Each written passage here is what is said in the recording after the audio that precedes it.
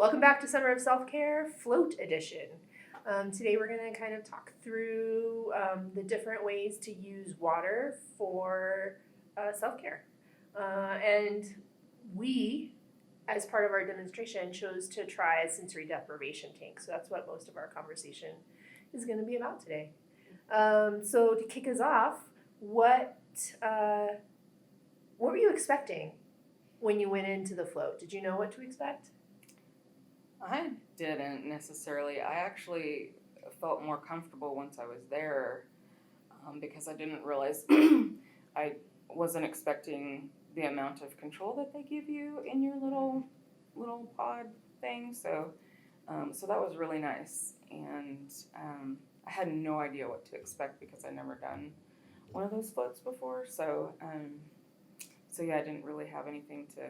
But the other thing that was really nice is they give you such a large private space that's closed off for yourself, and that felt really secure and comforting too. Because I get sometimes just getting nervous about being in public places and making yourself vulnerable in certain ways.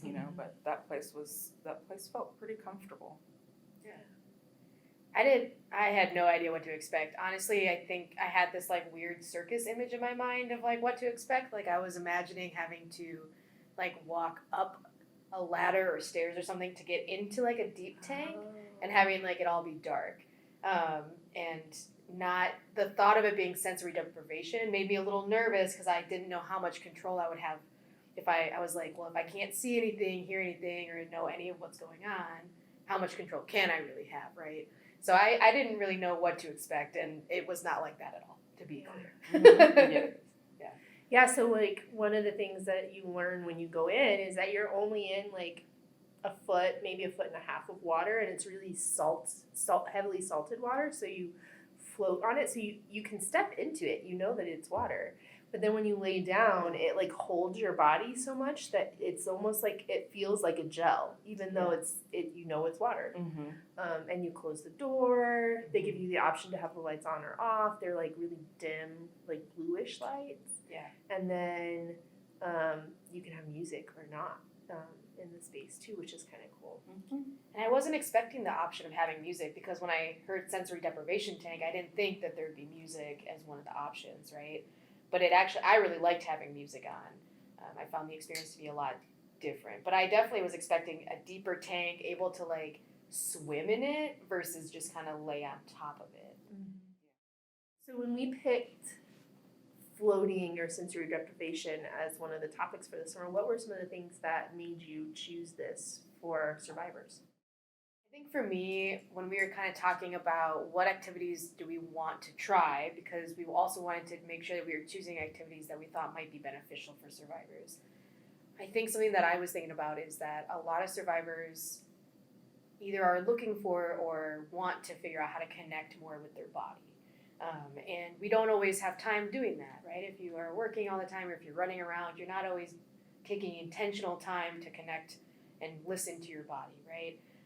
And so that was one of the reasons that I wanted to go with float or with a sensory deprivation or some kind of activity like that, was to give yourself essentially permission and a scheduled time to do that exact thing and check in with yourself.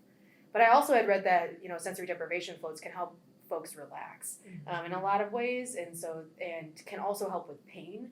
And so knowing that survivors often have chronic pain or often have some kind of pain. And I think we can all relax a little bit more, find some more time to relax. Those also felt like good qualities of an activity to recommend. Mm-hmm. Yeah, I thought about mine came after my experience because what you mentioned about reconnecting with your body. At first, I didn't think I was getting much out of it, to be honest, and then I started talking about it with my partner. And all of a sudden, I started connecting things. And I was like, oh my gosh, this really helped me connect with my body and feel safe being vulnerable. Because, you're, I guess you have the choice to be naked or swimsuit or whatever. So I totally went nude. And that was a whole new experience for me. I had this sense that I really got to connect with my body and really feel what was going on around me, and had a corrective experience of feeling safe and vulnerable at the same time, which is awesome. Yeah, that's an interesting dynamic of feeling safe and, vulnerable, and when oftentimes feeling vulnerable makes you feel not safe, Yeah. right? Yeah. Yeah. What's interesting for me is you're there for a long time. So I was not expecting it to last so long. And one of the things the first time I did it, the attendant told me was like, it's so long because it takes you that long to kind of let all the thoughts happen, so that by the end, all the thoughts are gone. That you kind of have this experience where they kind of go away. And that first time I did it, that's what happened. Like I was pretty active the first part of it, and then at the end I was really still and my mind was still. That's interesting. They did not tell me that. So that's interesting to hear that that's the reason for it being. So for context, it was 90 minutes, right? Yeah. So it's interesting that that's the reason, is that they give you that amount of time to essentially quiet your brain a little bit. To really sink into the moment. Yeah. So Mitch, you were talking a little bit about some of the stuff that you noticed afterwards. How were you feeling after it? That's a great question. I don't know how I felt exactly. So during it felt like a long time. And so I think near the end, instead of going my mind feels calm and almost blank, mine went the opposite direction, where I was overthinking. I was like, gosh, this is taking a long time. Shouldn't that be more relaxed? I was overthinking what was going on. And I also was I personally started to get a headache. And so something that I would probably recommend, I should have thought about this, because I did not hydrate that day very well. And so sitting in salt water, essentially, right, probably not the best thing to do after not hydrating. So I would recommend hydrating more, because I think that made me have a headache. But I did feel, I don't give myself a lot of opportunities to connect with my body or to be in silence, just by myself, silence, not with any distractions or anything like that. And so that felt vulnerable and different. And so in that way, I think it felt really good. I went in with a lot of body aches, joint aches and things. And they were not there when I left. So that part also felt really good. But I would say, did I feel super relaxed? Not necessarily. I think I was thinking I was doing it wrong, or, I was I didn't need this full time. Should I have needed this full time? Can I get out? Should I not get out? What should I do? So I just kind of spiraled in that way. Yeah. One of the things I did is, I've gone twice now. Both times I went super late. They have one that starts at 7 or something like that. So you leave there 9:30, 9:45, depending on how long it takes you to shower and stuff. So I went straight home and straight to bed versus having to do other things. And I think that helped me relax into the moment differently. But both times I had to get out, not necessarily early. The second time I think I got out a little bit early, but I had to go to the bathroom so bad, even though that I had gone right before. So I think the salt just really does kind of help clear things out. And so both times I was like, yeah, I have to get out right now, or I'm going to go to the bathroom in here. I think it's interesting that we all had 3 different Yeah. reactions to being in exactly the same thing, right? Yeah. The same magnesium, I think is what it is, right? The same salt water.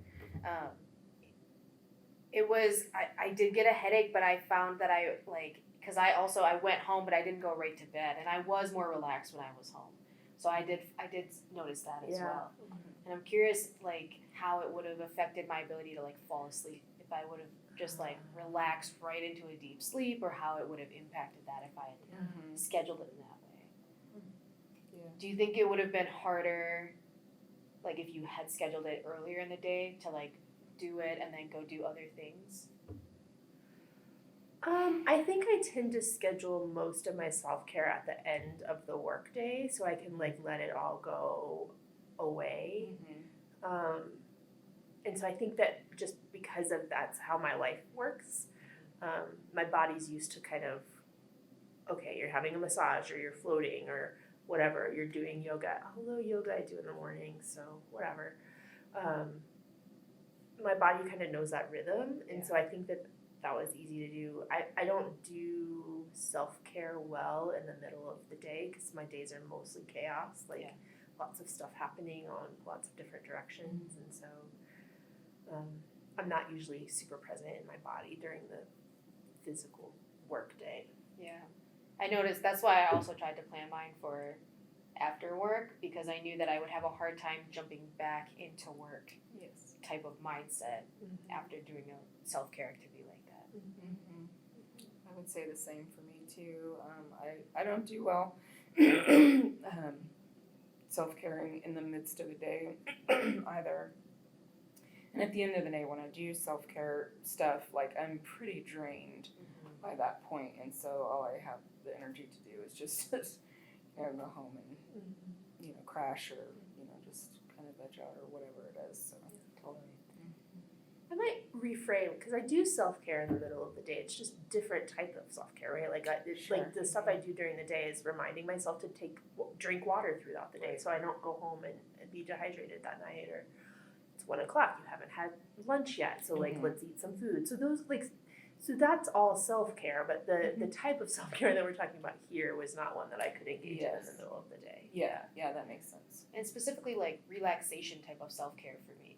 Yeah. Yeah. Yeah. think When so. I can, and when I give myself permission to like think through things and process, right? Because in the middle of the workday, you're right, we're doing self-care all the time, or I hope everyone is doing self-care frequently, right? But you're right, it's a different type, right? It's not like I'm not gonna necessarily give myself the same permission to sit down and process something, or to really think through what I need to think through in the same way as when I have time to like, decompress after doing something like that. So sensory deprivation for self-care. Thumbs up, thumbs down. What do you think? I think I could take it or leave it. So what is the?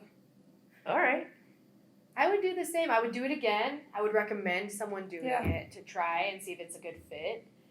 Was it my favorite thing? No, but I would recommend it. Mm-hmm. I think the same. I think that it definitely works for some people, and for others, it may not be their jam. And so you don't know if it's your jam until you try it, right? Totally. Yeah. Absolutely. Thanks for listening in on this Self-Care Summer Dialogue. You can follow along on Instagram and YouTube, and you can sign up to participate in some of our hosted events through our website at www.wgac.colostate.edu. That's www.wgac.colostate.edu. And as always, we're here to support you 24/7, 365 through the Victim Assistance Team at 970-492-4242.